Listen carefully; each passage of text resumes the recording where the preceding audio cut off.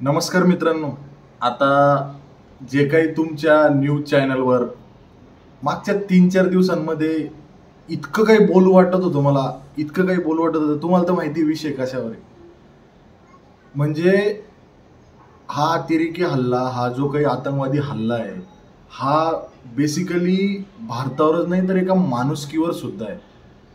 मला इतका लोकांचा की इतक्या सबस्क्रायबर्सचा किंवा इतक्या फॉलोअर्सचा मेसेज आला, दादा तू का बोलत नाही. पण मी बोलून काही होतच नसेल तर काय बोलू, मी हा विचार करत होतो. पण रिसेंटली मी आता एक व्हिडिओ बघितला ज्यामध्ये काश्मीरचा एक रिपोर्टर त्यांना विचारतोय की तुम्हाला गुलमर्ग आणि सोनमर्गमध्ये फिरून कसं वाटतंय. हम मजा कर रहे हैं, हम एंजॉय कर रहे हैं, हमारे बर्फबारी हो रही है, हमारी ये हो रही. अरे ज्या काही माता माझ्या बहिणी असतील त्यांना एक नम्र विनंती आहे, हा वॉर सैनिकांवर नसून हा वॉर धर्मावर आहे.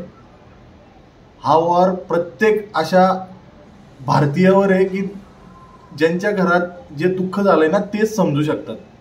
अक्षरशः मी कल्याणमध्ये राहतो. आमच्या इथे जवळ डोंबिवली आहे. डोंबिवलीमधले 3 फॅमिलीमध्ये 3 मृत पावलेत लोक. त्यांच्या घरात जाऊन एकदा विचारा की काय परिस्थिती असेल. तुम्ही किमान 1 वर्ष 2 वर्ष तरी बॉयकॉट करू शकतात ना काश्मीर टूरला. आय नो तिथल्या लोकांची परिस्थिती खूप विखळ झाली आहे, परिस्थिती विस्करली आहे सगळी. पण जोपर्यंत तिथल्या लोकल लोकांना समजून येत नाही की आपणच ह्या लोकांना त्यांच्या भाषेमध्ये पनाह देतो, पनाह त्यांना जागा देतो, त्यांना आपण सपोर्ट करतो, तेव्हा कुठे जाते तुमची ह्युमॅनिटी. तेव्हा कुठे तुम्ही झेंडे आणि अगरबत्त्या घेऊन, अगरबत्त्या म्हणतात मेणबत्त्या घेऊन फिरतात तुम्ही. आता परवा मी एक व्हिडिओ बघितला परत, त्याच्यामध्ये तो मेणबत्ती पकडून पण तो हास्य करतोय. मग काय फायदा त्या एवढ्या मोठ्या तुम्ही जे रडगाणं करताय, तुम्ही जे काही करतायत, मला शब्द सुचत नाही, माझ्याकडे एवढा संताप आहे.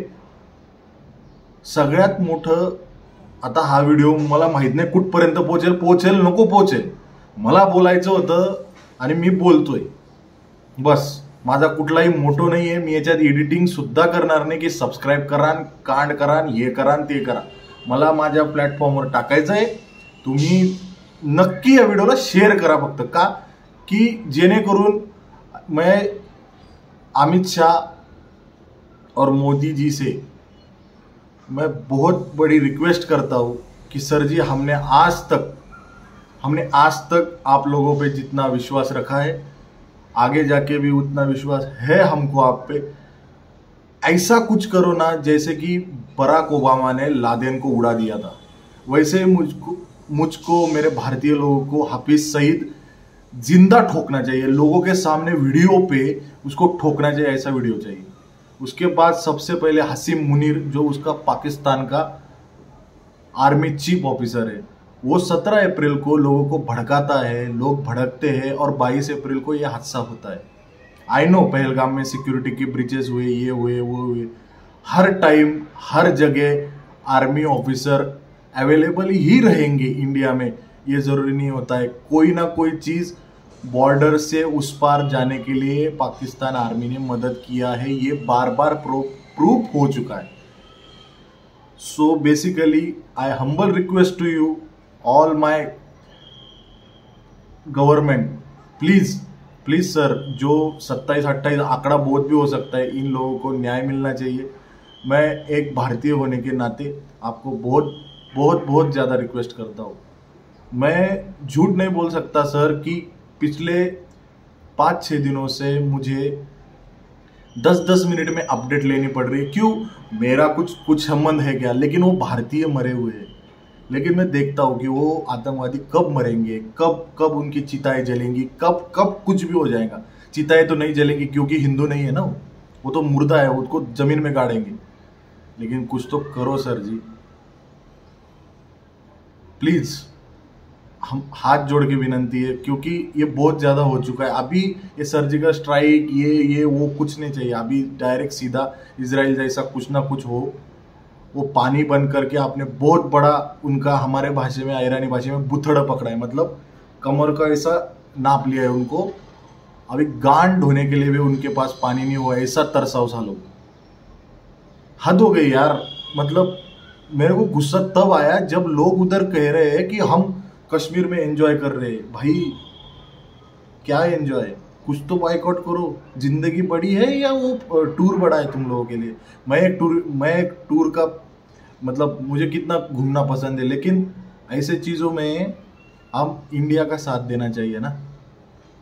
कुछ तो शर्म करो यार, कुछ तो शर्म करो। मेरे दो दोस्त है, उनका चैनल भी है यूट्यूब पे।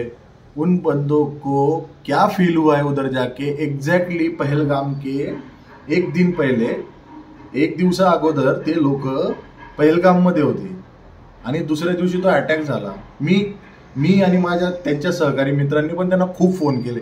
ऑफकोर्स किती एक माझी मैत्रीण आहे, माझा मित्र तिकडे अडकलाय, त्यांना एकनाथ शिंदे साहेबांचा मी खूप खूप धन्यवाद करतो की आमच्या दोघं मित्रांना आणि मुंबईच्या इतक्या साऱ्या परिवारांना तुम्ही सुखरूप पोहोचवलं। त्या लोकांचा मी एकदा इंटरव्ह्यू घेणार आहे जेव्हा त्यांच्याकडे जाईल, त्या दोघांकडे। त्यांचा लोकमतवर पण त्यांचा लेख आलेला आहे। त्यांनी सांगितलं की काश्मीर जाऊ नये, हे सौंदर्य गिंदर गेलं खड्ड्यात। कारण त्यांनी जे भोवलंय ना 24 तासात ते कोणीच नाही भोवलं। गुलमर्गच्या एका हॉटेलमध्ये ते बंदिस्त झाले, अक्षरशः पूर्ण हॉटेल खाली झालं होतं, ते दोघंच अडकले होते। कसं तरी ते तिथून निघाले। ते सांगतायत, ते त्यांनी अक्षरशः लेख दिलाय लोकमतमध्ये। आणि हे बावळट सारखे लोक तिथे अजूनही तुम्ही थांबताय। कुठल्या टाईपची ह्युमॅनिटी यार ही? थोडं तरी बायकॉट करा प्लीज। एक दीपक पाटील आणि माझ्या परिवाराकडून सर्व मृत आणि सर्व पार्थिव शरीरांना 26 ते 27 जे काही लोक त्या हल्ल्यामध्ये वारले आहेत त्यांना माझ्याकडून भावपूर्ण श्रद्धांजली। आणि हा व्हिडिओ जेवढा होईल तेवढा तुम्ही शेअर करा प्लीज। खूप जास्त संतप्त प्रतिक्रिया आहे, पण मी शब्द आहे, जोपर्यंत हे मरत नाही ना मी व्हिडिओ टाकणार नव्हतो, पण मला मजबूर झालोय। मी आज अक्षरशः मजबूर झालोय की आपण कुठेतरी बोललं पाहिजे। मला लोक बोलतील तू व्ह्यूज साठी करतोय, हे साठी करतोय, बोला, पण माझ्या व्ह्यूजमुळे कोणापर्यंत तरी भावना पोहोचेल।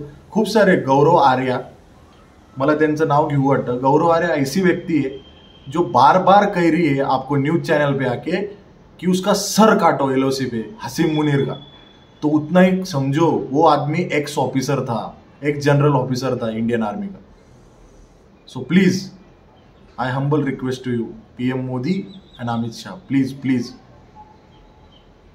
हम आशा करते हैं कि कुछ ना कुछ बड़ा होने वाला है, प्लीज। और ये पाकिस्तान को उनकी औकात दिखा दो प्लीज। जय हिंद, जय महाराष्ट्र। परत एकदा भावपूर्ण श्रद्धांजली त्या सगळ्या